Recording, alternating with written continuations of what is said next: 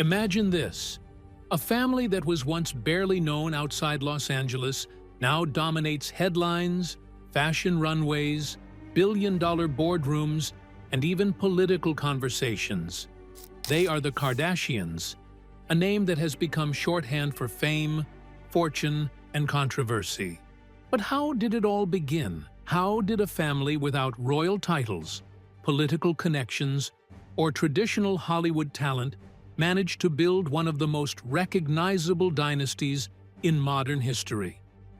To many, their story looks like the ultimate American dream, from obscurity to unimaginable wealth and influence. A family who seemed to come from nowhere, and yet somehow rewrote the rules of fame itself. At first glance, the Kardashian empire looks like a fairy tale. A glamorous blend of luxury homes, private jets, red carpets, and flawless selfies. Millions of fans worship them. Billions of dollars flow through their businesses, and their influence reaches across every corner of pop culture. But beneath the glossy surface lies something darker: manipulation, scandal, and a machine that feeds on drama. So, what is the real price of this dream? What had to be sacrificed, twisted, or exploited to create the illusion of perfection that billions of people buy into every single day? Because, as we'll soon uncover, the Kardashian empire was not built on beauty alone. And it all started with a scandal that looked like an accident, but may have been the smartest business move in reality TV history. Before the world knew her name, Kim Kardashian was just another face in Los Angeles nightlife. She worked behind the scenes as a personal assistant for Paris Hilton, the reigning queen of early 2000s fame. Paris was everywhere, on TV, in tabloids, in scandalous headlines. And in the shadows, Kim watched, learned, and prepared. Because what Paris had created, a new kind of celebrity based not on talent, but on exposure, was the perfect blueprint. Kim saw firsthand how scandal could translate into headlines, and headlines into money. And then it happened. In 2007, a private sex tape of Kim and singer Ray J surfaced. On the surface, it looked like a devastating scandal, the kind of thing that could ruin a young woman's reputation forever. But instead of destroying her, it became the launchpad of the Kardashian empire. Here's where the story takes a darker turn. According to multiple reports, including interviews years later, the release of the tape may not have been an accident at all. Whispers began circulating that the tape was carefully negotiated, distributed by a major adult entertainment company, and, most shockingly, managed with the knowledge, even the involvement, of Kim's own mother, Kris Jenner. Whether Kris orchestrated the release remains one of Hollywood's most debated rumors. But one fact is undeniable. Instead of letting the scandal fade, Kris and Kim leaned into it. They didn't run from the headlines. They built on them. Within months, Kim was everywhere. Red carpets, interviews, magazine covers.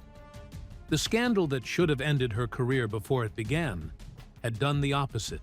It had made her famous, and the timing couldn't have been more perfect.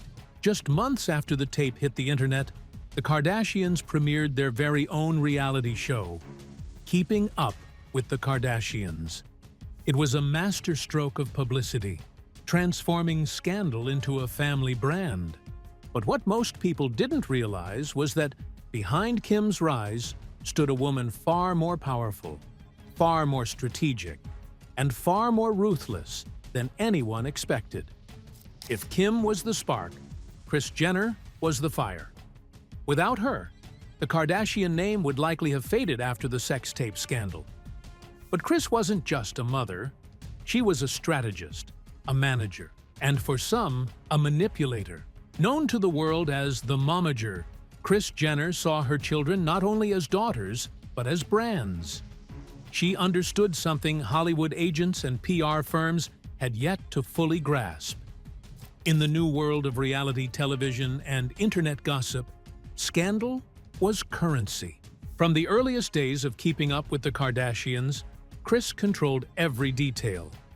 Contracts, appearances, endorsement deals, nothing happened without her approval. She negotiated deals so aggressively that insiders said she could squeeze money out of even the smallest cameo or product placement. To Kris, nothing was off limits. Every birthday party, every relationship, even painful divorces and emotional breakdowns could be turned into cash. Critics accused her of exploiting her own children, of turning their private lives into a never-ending commercial. And in her world, there was no line between family and business.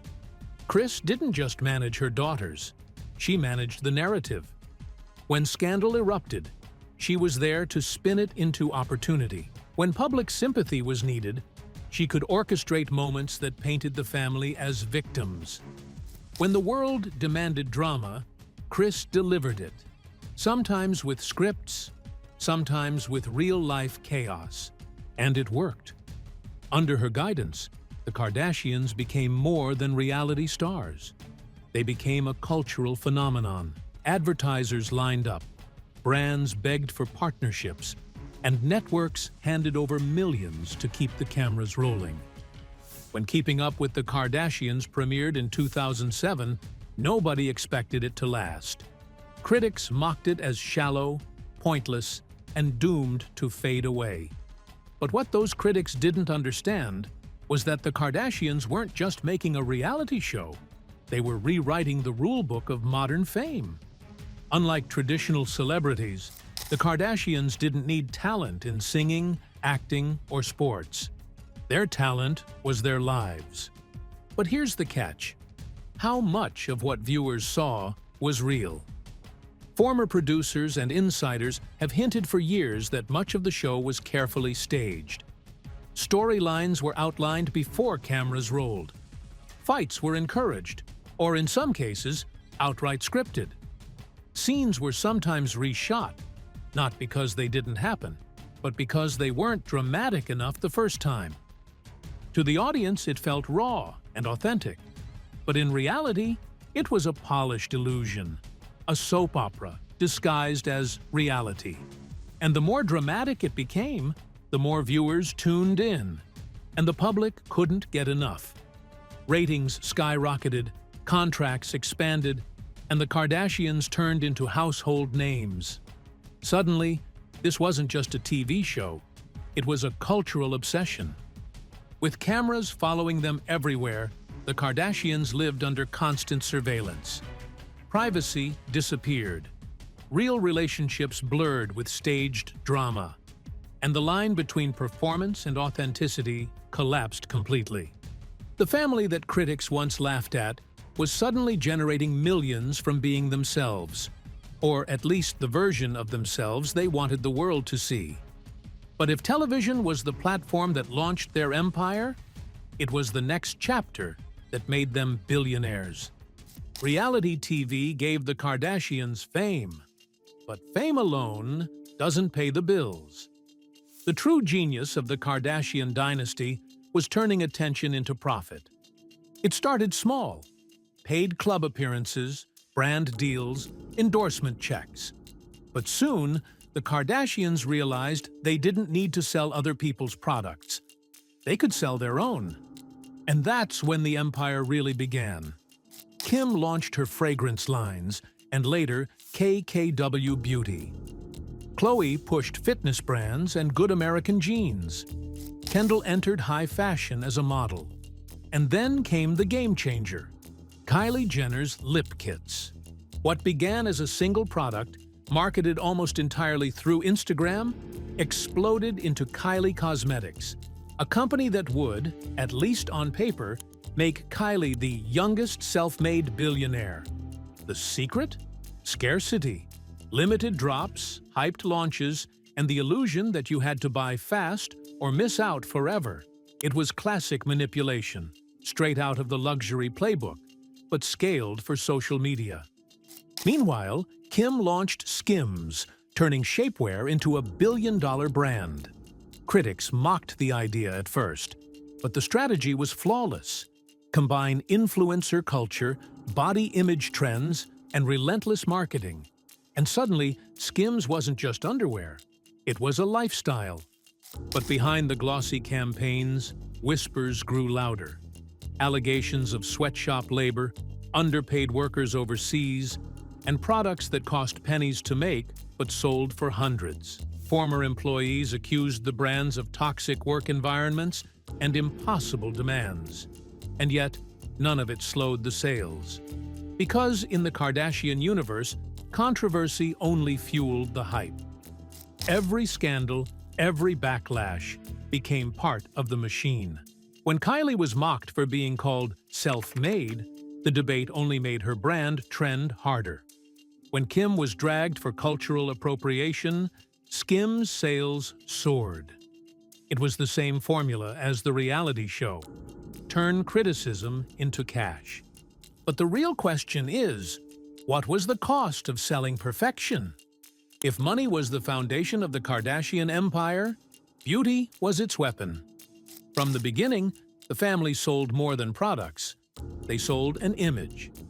The Kardashian look: bronzed skin, hourglass bodies, flawless makeup, and the illusion of perfection. But here's the truth. That look wasn't natural. It was engineered. Plastic surgery, fillers, liposuction, contouring, waist trainers. Behind the scenes, a small army of surgeons and stylists helped craft the bodies that millions of fans idolized. And yet, on social media, the Kardashians insisted it was hard work, gym hours, or simply genetics. The impact was devastating. Teenagers, young women, and even men began chasing an ideal that didn't exist without filters and scalpels. Instagram face became a global phenomenon. Plump lips, tiny noses, sharp jawlines, and impossibly smooth skin. Clinics reported spikes in cosmetic procedures directly linked to Kardashian trends. Kylie's lips alone sparked a billion-dollar industry. Fans who couldn't afford lip fillers tried dangerous DIY methods, the infamous Kylie Jenner Lip Challenge, leaving many injured or scarred. Meanwhile, Khloe's constant body transformations fueled endless speculation about surgery, while Kim's famous curves redefined global beauty standards, pushing an obsession with extreme body modification. But the price wasn't just physical. Mental health experts warned of skyrocketing rates of body dysmorphia, depression, and anxiety among young people. Social media feeds flooded with Kardashian-style images, creating a toxic cycle of comparison and self-loathing. The Kardashians weren't just influencing fashion. They were reshaping human self-image on a scale the world had never seen. And yet, when confronted, the family often denied or deflected. Rarely did they acknowledge the surgeries or filters. For the Kardashians, beauty wasn't personal. It was business. But beauty was only one piece of the puzzle.